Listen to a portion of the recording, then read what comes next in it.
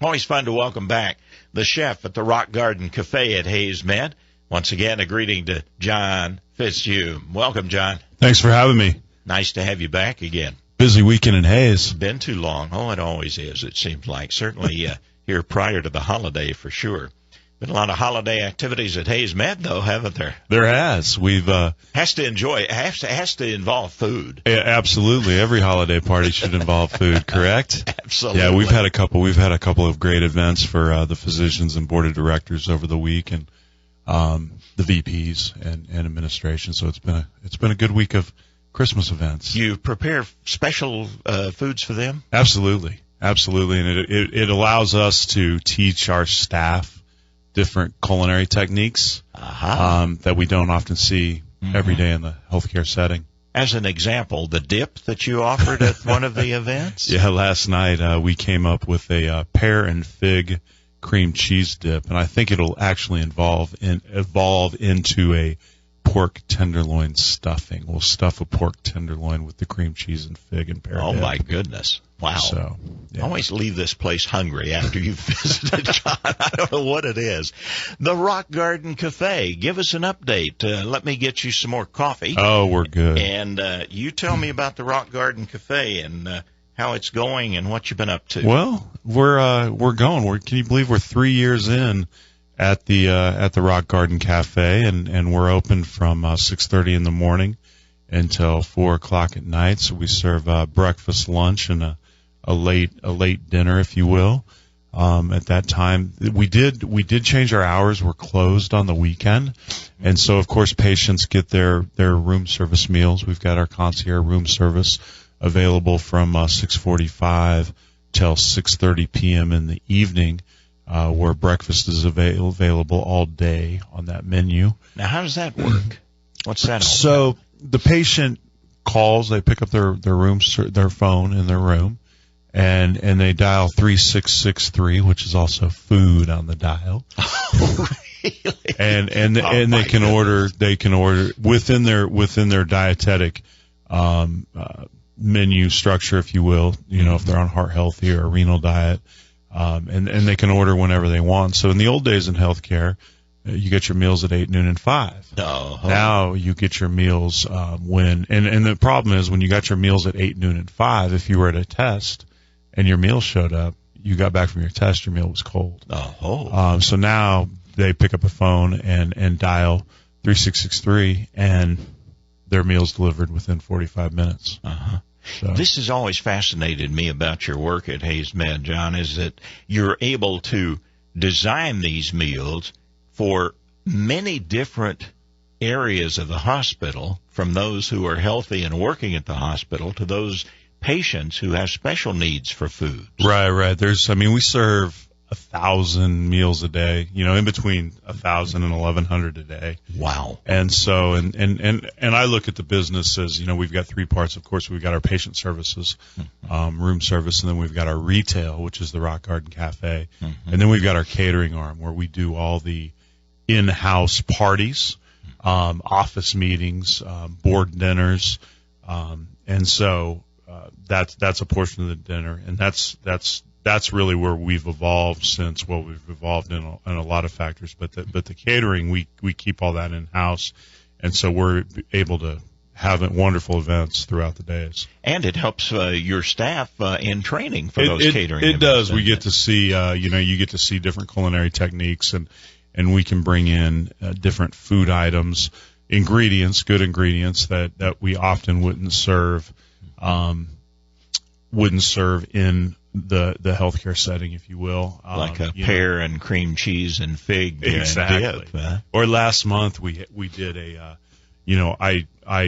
the hospital graciously paid for the dinner, but we auctioned off for the black tie event last February. We auctioned off a dinner that went for a wonderful amount of money that benefited the HaysMed Foundation. Great. And so we served that dinner on November 4th, and so we were able to bring in elk and these shrimp that I've always wanted to order, but I've never had an event in October. And so these shrimp, they're from Nigeria, and they're literally the size of they're bigger than a lobster tail. Oh my goodness! And so I've never had an event where we could serve these Nigerian shrimp, and so we did at that dinner. I mean, the individuals that purchased the dinner. How many people?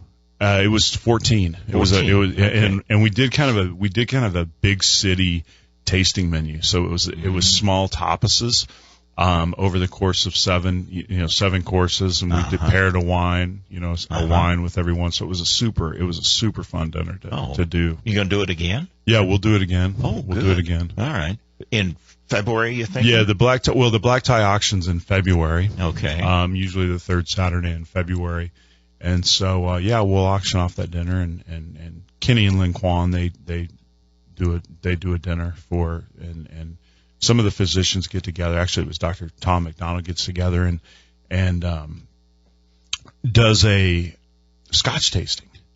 As far as that, so he'll auction off a Scotch tasting, and he's funny because he really puts in and he talks about the geography of Scotland and the different areas, and so it's pretty cool to watch him perform when he's discussing Scotch. Yeah, he's been a guest frequently before his retirement at HaysMed, and it's always fun to visit with Tom too. Yeah, it is. So the holiday season, I was really happy when Brenda was able to schedule you in before the end of the year here, because I figured, well, he's probably going to be gone. He's probably got the family on a slope somewhere or a mountain that he's climbing or something. But no, we're going to stay on the flatlands this year. We are. We're going to spend Christmas in Hays, and then on the morning of the 26th, we're going to load up the car and drive to Oklahoma City. And we've rented an RV. Wow. And we're driving south to New Orleans. It's typical chef. He's thought this out, I think.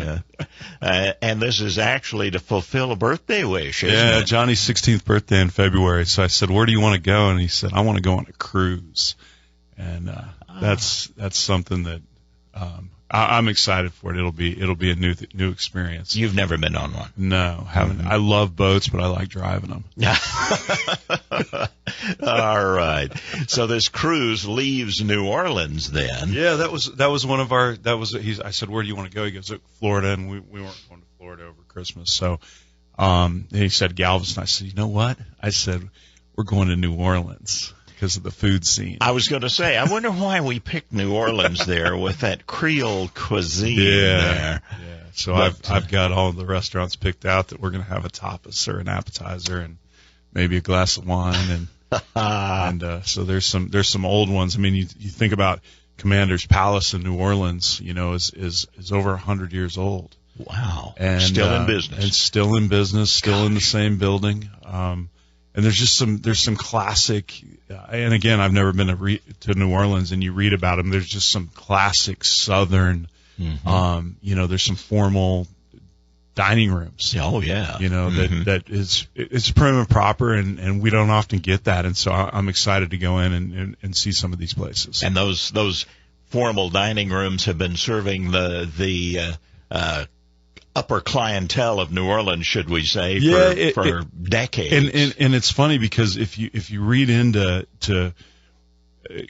Creole or Cajun, the Cajun is kind of the country, and the Creole is the city. Yeah. But all of the recipes, of course, they're mostly derived from French cuisine and French cooking methods.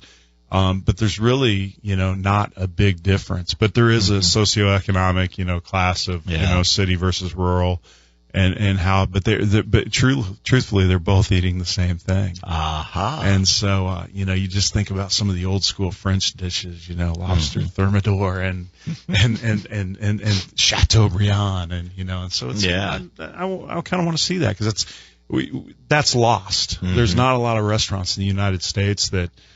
Still do that. Yeah. And so I'd like to see that. Well, you've got to basically have a working chef on the staff to be able to pull something like that off. Well, absolutely. And I think, most chefs are hands-on. You get into some of the bigger institutions and they're more office driven, if you will. But, a chef is, we're hands-on. I mean, it's like, so it's interesting to see that, and you like I mentioned Commander's Palace. You read about that family.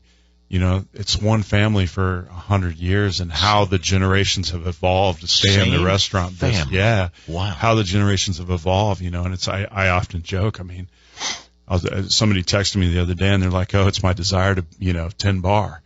I said, "You need to get out, just run from the restaurant business." From a former bartender who saw the light eventually, I think. John Fitzthum is our guest, the chef at the Rock Garden Cafe at HaysMed. We're going to talk about nutrition, and John's done a little vitamin research for us, so we'll get started on that topic. But if there's a question about nutrition, call John at 625-1114, or just talk food. He'd love to talk any kind of foods with you, and particularly, I guess one of the difficult things is going to be keeping you out of the kitchen on that cruise ship, huh? Well, somebody told me that the other day. They said, "You got to go take a tour of the kitchen." I said, "Is that possible?" And so, yeah, I guess I'm going to maybe work my way into cooking dinner one night. So right? It is possible. My understanding is, yeah, wow. It's possible to have a tour of the kitchen, and you watch the videos on Discovery about the mega cruise ships, and you see see it on video. So. Yeah. It's interesting to see it, and I've been spending some time at the University of Kansas Health System, in Kansas City, and their kitchen. I mean, the size of their kitchen, 12,000 employees versus our 1,000, or 1,200. On the main campus. Yeah, on the main campus. Location? They're 10 times bigger than us. Golly. And to walk into that kitchen, it was just like. Wow, their walk-ins the size, their refrigerators the size of our entire kitchen. Oh, wow. Well, part of that work at the University of Kansas Healthcare System through HaysMed's collaborative effort now is that customer service program, which you've initiated at HaysMed, and now you're going to bring it to them, huh? Yeah, well, they've actually had the 5-star customer service training program, and so we're going to work with them to revamp ours and then add to ours. It'll be a portion of orientation.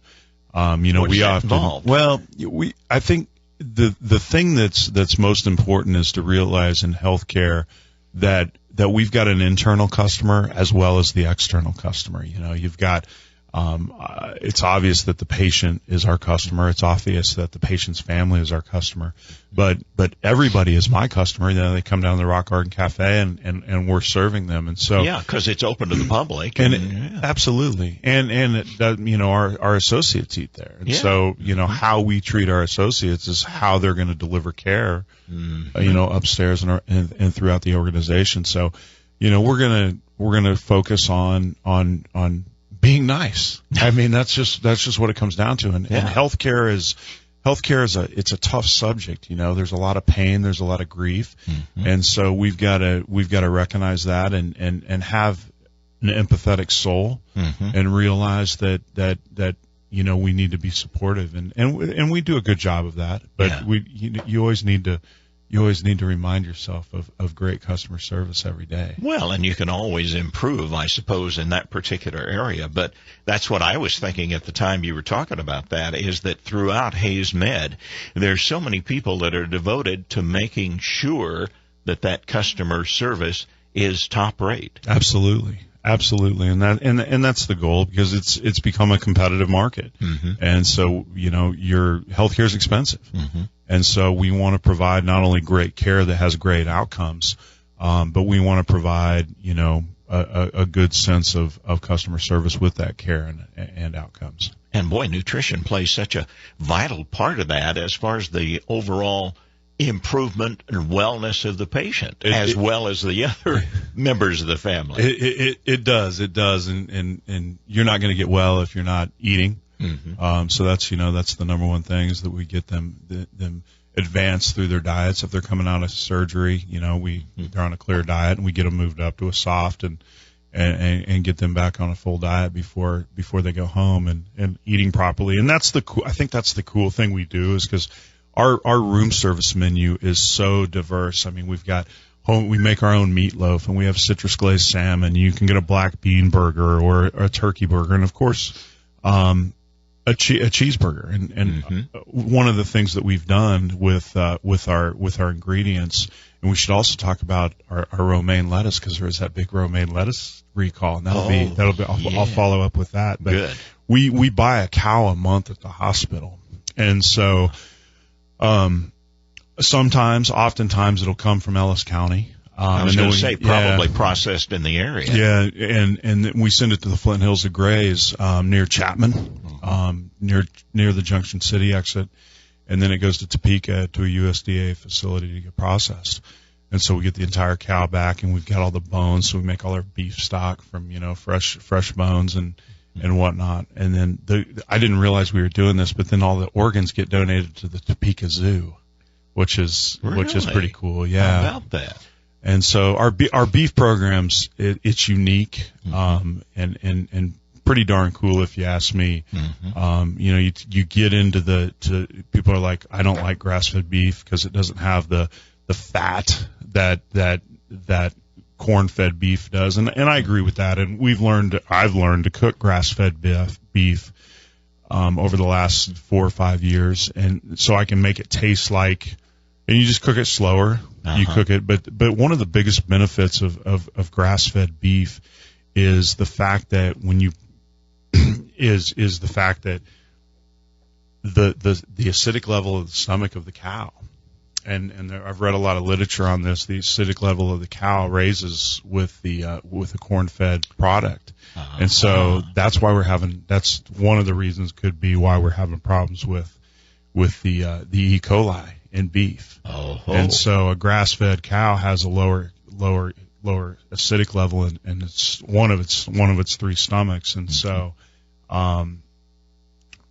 when we eat it and process, then our stomach acids actually do what they need to do to the E. coli, because there's E. coli in everything. And so that's the interesting thing about the lettuce and romaine recall that we've had. The lettuce industry has been subject to a lot of recalls lately. And so what we've done is, about 6 months ago, when they fired up their operation, 4B Farms in Grinnell, Kansas, just 50, 60 miles west of here, they have started growing lettuce hydroponically in an enclosed greenhouse. Wow. Yeah, and so we're purchasing all of our lettuce now, our green leaf, our romaine, and our iceberg from Grinnell, Kansas. So it's truly a local source. Yeah. And they're supplying us. I mean, they're able to keep up with our needs. And so when the lettuce recall happened a couple weeks ago, it was we got the notice from the CDC at 6 p.m. and the CDC recommended that all romaine lettuce be thrown away. And this wasn't the first time that this has happened with the romaine lettuce industry. Yeah, that's true. And it's happened quite a few times. And so when 4B Farms came on, I was thrilled, because literally 2 people touch our lettuce before it gets to HaysMed. I was going to say, the quality. Don't Exactly. And so the CDC came out that evening and said, we recommend that you do not use romaine lettuce, and no matter where you produce it from. And so I thought to myself, this is exactly why we switched to 4B Farms. And so I said, if we throw out our romaine lettuce, we're going to have to throw out all our lettuce, because it's coming from the same area. Yeah. And so and if you investigate and you understand where the lettuce harvest comes from right now. Actually, it ended in October, but romaine lettuce is harvested in that Central California region from March until October, and then they switch over to Arizona. So now we're getting our romaine lettuce from Arizona, and when we had the romaine lettuce recall last time, it was out of Yuma. And so what happens is you have these huge irrigation canals, and you got a feedlot, or you got something next door, and fecal matter gets into the water, and people don't wash. And that's the other thing that we need to make sure we're doing, is we need to make sure we're washing and rinsing our vegetables and our fruits. Right. Because there's good and bad bacteria in our environment every day that we face. Yeah. And so we just need to make sure that we're properly handling our food. And I think that's some of the ways we've lost, because we quickly go to bag salad. rather than a head that's got a little dirt on it that we have to wash off. And so we assume that bag salad has been washed. And maybe it has, but there's been a ton of people in contact. Even though we do a great job in our processing of food from a manufacturing level, there's still a lot of people to come in and a lot of people to rely on as it relates to that. So that's the beauty of what you've been doing, I think, is to localize not only with area producers and sources, but also your own garden, which was a couple of years now, I guess. The garden's been going. Yeah, this was really the first year that we grew, and I would call this year a flop. I mean, so would many gardeners in the area. I would call it a flop. Yeah. I think my vision went too diverse and too wide. And next year we're just going to focus on herbs. I had some cucumbers and zucchini and squash and peppers up there, and it's a pretty, it's an enclosed courtyard, and so it's pretty sterile environment, and there's not a lot of pollination, and so I know I can grow vegetables because I do it at my house, you know. And we tried to compost our own soils there, and so I think the soils were too acidic because we use a lot of fruit. We cut all our fresh fruit daily, and so next year we're going to focus solely on parsley and cilantro and basil. I did have wonderful basil crop, and at the end of the year I let it seed itself, so hopefully it'll come back. But the basil was amazing. The cilantro and parsley were amazing, but I couldn't get a zucchini or a cucumber to grow. And I've never get a zucchini. Yeah, in Hays, grow? Kansas, everybody could get a zucchini to grow. I had like 3. I am so disappointed. Yeah, it was like I said, it was a flop. We should have brought you some of ours. I think we were. Yeah, of course you had them at home. Our cucumbers and squash and zucchini went nuts this year, and tomatoes were okay. We had the cherry tomatoes did wonderful, but my big heirlooms, it was lackluster for the big heirlooms this year. Yeah. But we had a big grasshopper population this year. It was wild, and I don't know if that's because it's so wet. Could be, but it's interesting out there on the farm. Oh boy, does this area? You say it's kind of an enclosed area and sort of sheltered, if you will. Does it get sunlight? Yeah. The sun, especially in July and August, comes over from the east to the west, obviously, and we've got good sun. It almost gets too hot sometimes, and especially in the afternoon. But we're going to stick with the herbs and whatnot. And I met an interesting group last April there's that herb fest downtown, and so I did a cooking demo for them, and so Irby, who lives in Waukene, she's been in contact with me, and I need to go Tuesday nights over at the library. I think the second and the fourth Tuesday night at the library they do one of their nights is focused on herbs as themselves, and then the next group or the next monthly meeting is focused on like crafts and things like that. So Irby's she's cool. She's cool. Hopefully you'll get a chance to bring us back some information on that in the future. John Fitzthum is our guest today. He's the chef at the Rock Garden Cafe at HaysMed at 625-1114. John will connect with you on nutrition or foods or any kind of cooking information you'd like to have. Do you watch the cooking shows, by the way? I don't like the competition cooking shows. Yeah. I think they're a little staged, but I do like. There's one particular show. It's Chef's Life. It's on Netflix. It's a Netflix series. And it takes us through, what's going on. What are they thinking in their head? And there's some great.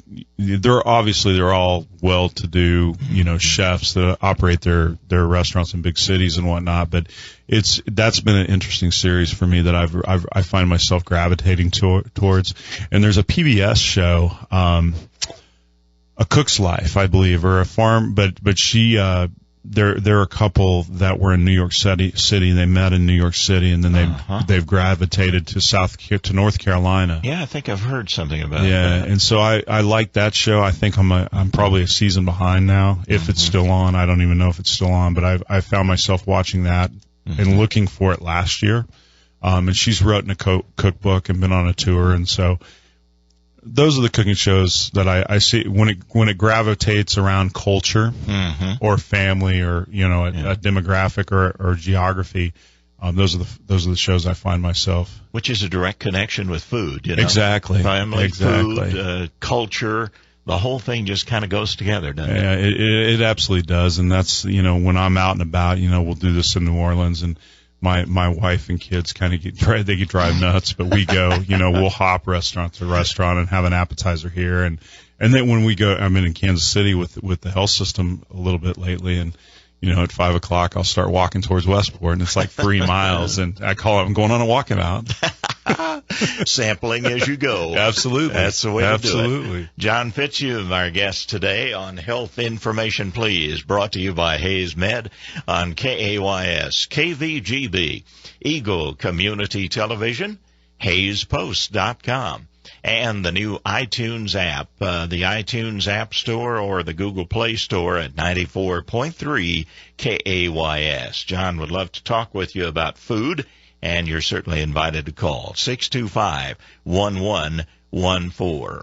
And if you're outside the area, joining us on KVGB, Hays Post, or at your laptop or computer, just put the area code ahead of that, 785-625-1114. This is Health Information Please.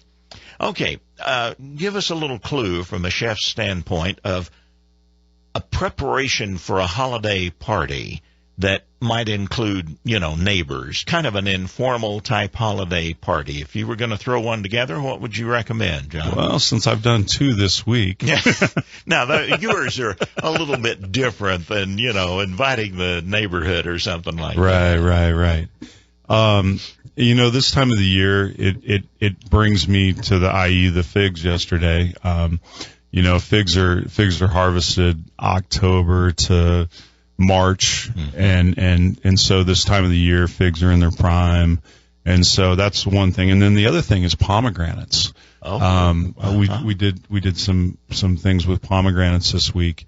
I did a spiced pear and pomegranate chutney that had cinnamon and nutmeg and brown sugar, and so that was really a nice. It was really a nice chutney that we served with a cheese plate. Oh.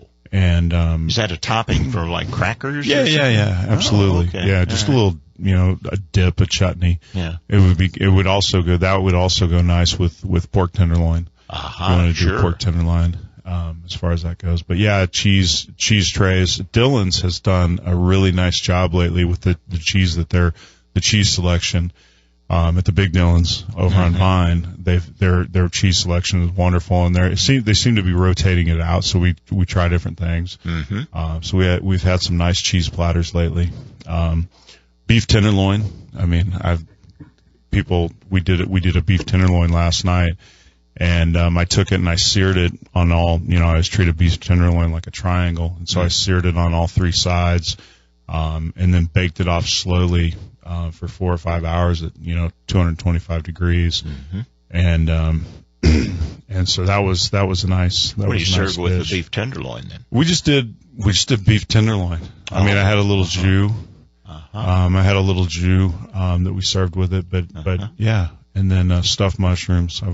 Holiday season reminds me of stuffed mushrooms. So we did those too. So yeah. John Fitzthum, our guest today on Health Information Please. Well, we said we were going to talk about vitamins and about healthy eating and such. We better do that, I think, since we kind of promised it a little earlier. What should we know about vitamins? You and I have had a discussion over the years, and I think ultimately we should get our vitamins. And let me back up a minute, because we think of vitamins, and actually we need to think of vitamins and supplements. Because fish oil isn't a vitamin, it's a supplement. A supplement, yeah. And I think ultimately we should be getting our vitamins and supplements through food. Oftentimes we have conditions that require us to have additional vitamins or supplements, either because our body isn't taking into them, or we're not getting enough of them through our diet and food choices. And so, but we have to consult our physicians. when we make changes like that, ultimately we've got to make sure that we consult our physicians. And one of the things that I think about with, the antibiotic use, it's that time of the year and antibiotics are being used, and we got to make sure that, everybody wants to take a probiotic. And I was talking to Andrea, the registered dietitian at HaysMed the other day, and she said, we just need to eat dairy, just have a little yogurt, when we're taking, and she said something interesting to me. She said, not only during, but make sure you take it after you're finished with the antibiotic use, because you've got to build up that good bacteria in the gut. Okay. That's something good, because the probiotics, it seems like, are so heavily advertised, as commercial products and such. But yogurt will do the same thing and tastes good, and absolutely, and then continue it after. That's what she really stressed, and that's because you think about it, you've got to build that good bacteria back up. Well, and and you were talking about supplements, and in fairness, there's certainly some input from our primary care providers and such about including what supplements you're taking in addition to any other medications. That's one of the first questions they ask. Absolutely, and because the supplements and vitamins can react with your medicine, and so we need to make sure that we keep them aware and in the know of what we're taking. And the other thing is that the vitamin and supplement industry, it's not really regulated. That's true. And so we have to be cautious of, are we using a reputable company? Is this, something that is mixed for us? Are you just taking vitamin C, or are you taking today's newest pill? And Meyer at the pharmacy has always said, make sure it's got that USP label on the supplement that you're taking to make sure that it is regulated through the Product Safety Commission. Right. With dosage and everything that's involved there. Okay, so getting vitamins in food sounds like the simple, easy solution, but it's a lot harder than it sometimes appears to be, John. Right. I mean, if you eat like my children do, it's like they don't eat anything green. I try my hardest to, but it's like, what do you want for dinner? Chicken nuggets. Oh, dear.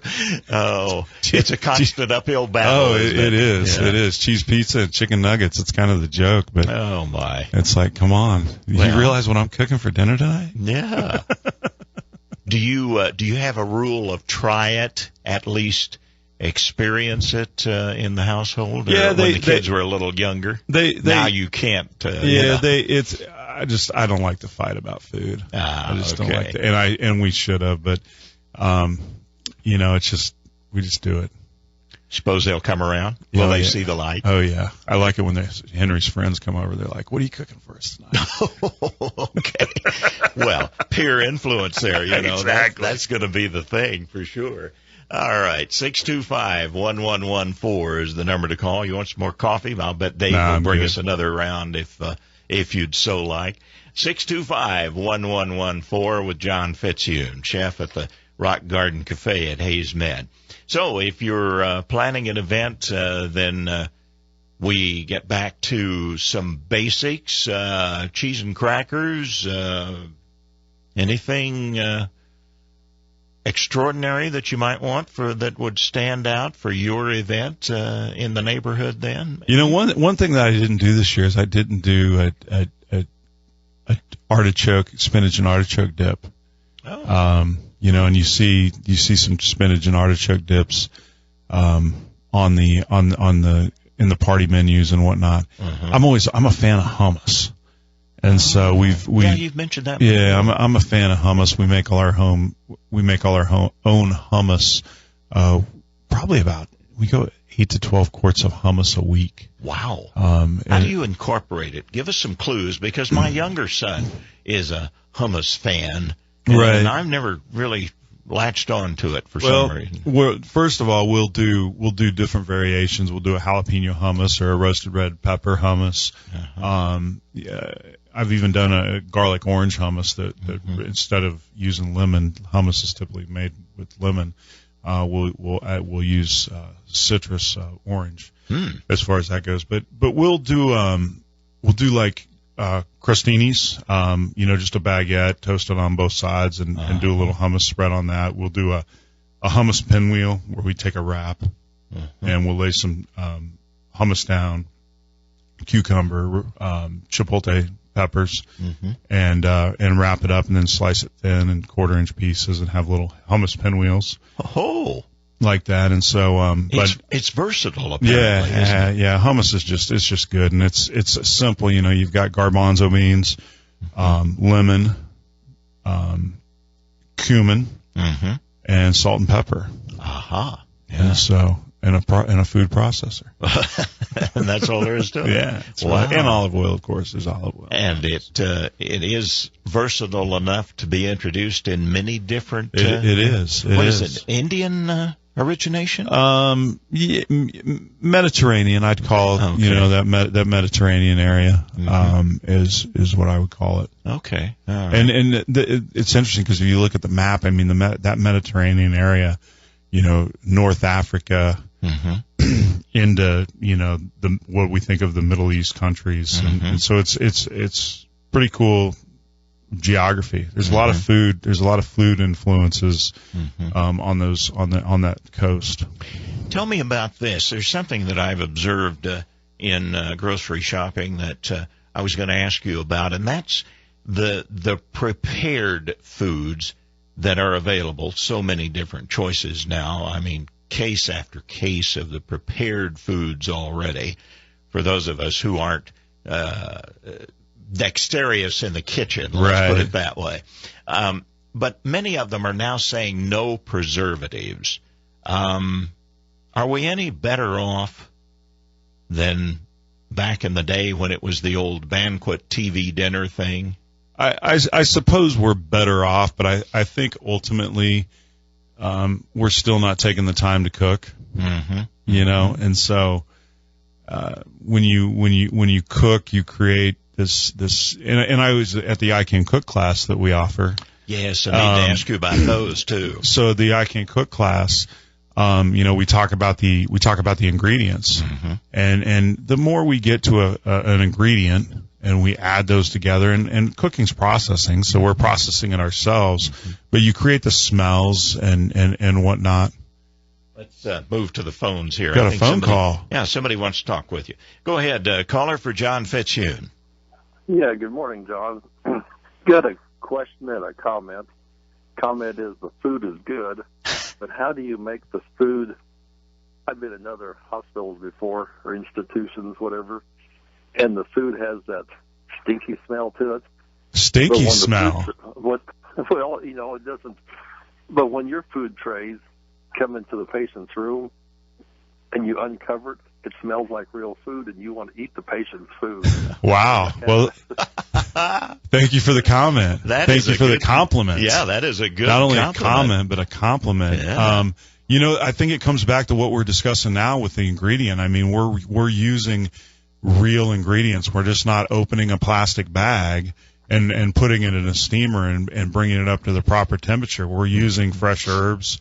And we're using the best ingredients we can, and whether it be purchasing our lettuce from 4B Farms, that's not in a plastic bag. We actually, it comes on with the dirt and the root still hanging off of it, and then we wash it. It goes through a process that we're doing to how we buy our beef. We're using real Kansas. We've got real Kansans, and oftentimes folks from Ellis County that are cow and calving, have a cow-calf operation. Grass-fed beef. Yeah, and then we're sending it to the Flint Hills to graze it, and then we're processing it. So ultimately, yes, we have to know how to cook, but it's how we're buying our ingredients, I think, is why we're able to create that smell. And we're delivering a tray. It's hot. The hot food's hot. The cold food's cold. And so I really appreciate that compliment. Thank you. Well, it really is. It smells good, and yes, if you sneak some of it away from the patient, it does taste good too. Well,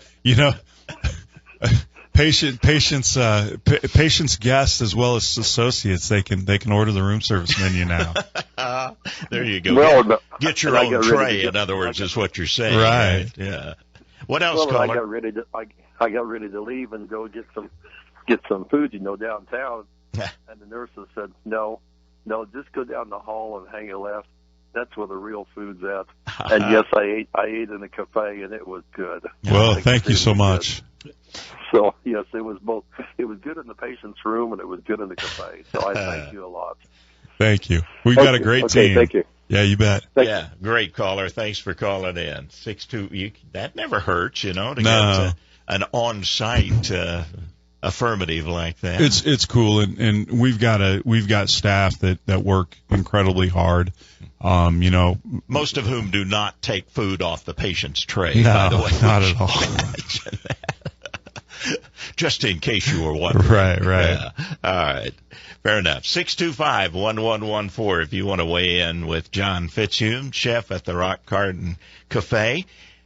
A really successful full house at every time for the last cooking class round that you concluded here a couple of months ago, I suppose. Going to do it again? Yeah, we're starting back up the third Thursday in January. Oh, that's soon. Yeah, Okay. We'll start, Dave, and we're going to do. We're focusing on an ingredient. Last time we did a culture, a demographic, if you will, and this year we're going to focus on an ingredient, and kind of focus on what the industry is or that ingredient's group, if you will, like the Midwest. I've done a lot of work with the Midwest Dairy Council over the last couple of years, and so we'll incorporate some of their ideas and recipes. We're going to focus on the ingredient this year. Have you got the first ingredient picked out yet for January? The answer is yes. It's slipping my mind, and I'm having a realization that I told somebody I would get the first month settled this week, and I didn't do so. Well, there's still time. The weekend, Yeah, exactly. The week's not over. Yeah. So it's funny because I've used the cooking class as kind of my creative outlet, and so it's not always fair to the dietitians that work with me because I come in blazing it, And I'm thinking, what interests me this week? Cooking on the fly, exactly. If you will. And so I've done that, and so this week this round we're gonna put some input into it, and I'm gonna have them prepared. You mean actually there's going to be some planning involved here, huh? Okay, so cooking class. You do have a limited number of spaces available, though. Yeah, 18 spaces are available. 18 spaces, okay. And you can team up with, you have 2 per cooking unit, right? Right. Okay. So how do we sign up for this? Center for Health Improvement. Call the front desk. Call the front desk, 623-5999. How much does it cost? Do you know? $5, I believe. $10 a couple. Yeah. $10 a couple, and get signed up. On the quarter end, if you will, March, June, September, and December, we regroup and we do the healthy cooking class that's not hands-on, and so that seems to get a different group of folks in there, and meal preparation and things like that. So on the quarter end, if you will, March, June, September, and December, it's not the I Can Cook format it's on, but yeah, it'll be a good year. We've included Justin's in the kitchen. Justin and Rosie have attended the class, and so hopefully we'll get them leading the way too. All right, January. It's the third Thursday, January. Yeah, the third. And you're doing it on Thursdays again. Correct. 6 to 7 still? 6 to 7 still, absolutely. Okay. 6 to 7. All right. You can sign up then. $5 per individual, or if you want to do couples, $10 would do it. But sign up early because there are only 18 spaces that are available. Correct. But ingredients going to be the theme this year. Yeah, we're going to focus on the ingredient. Good. Okay. Well, it's been a really popular class, a nice addition to the overall situation. Well, back, let's see, February is the cruise. Where's the cruise ship going?